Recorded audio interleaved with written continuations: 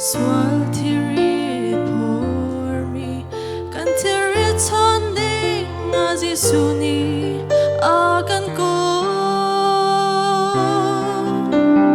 kafadot kasin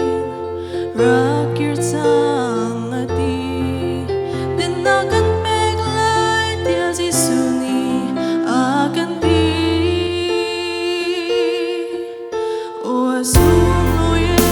Sunglawi sinh cha Jesuh i Dawtnak kapum hi mei khang tiang pe man ning chu song arul thau lo mi swal gei ka ai ba lòng chung in bồi Jesuh thế sen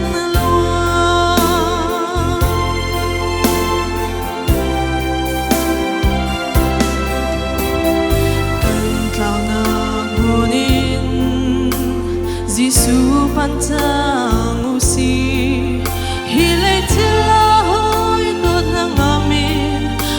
tilha tulihitena tani akan ngay tin swal ngay tin boy pa Jesuh tu pan beta o Sunglawi sinh shan Jesuh i Dawtnak kapum hi mei khang tiang pe man ning lu chu song hi arul khau lo mi swal gei ka ai vai lòng chung in bồi Jesuh thế sen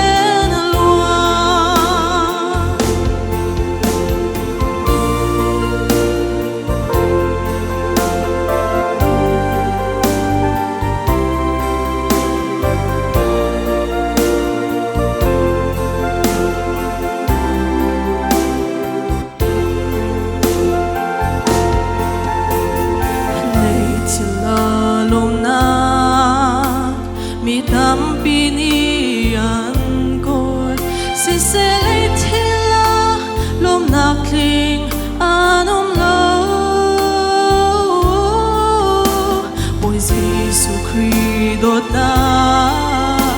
phiang tên căng hát buồn zu ulay tolo na kanon na ka bồi ti lâu o Sunglawi sinh shan Jesuh i Dawtnak kapum hi mei khang tiang pe man ning lu chu song hi arul khau lo mi swal gei ka ai ba lòng chung in bồi Jesuh thế sen o Sunglawi sinh shan Jesuh i Dawtnak kapum hi mei khang tiang pe man ning chu song hi arul khau lo mi swal gei ka ai vai lòng chung in bồi Jesuh thế sen mi swal gei ka ai vai lòng chung in bồi Jesuh thế sen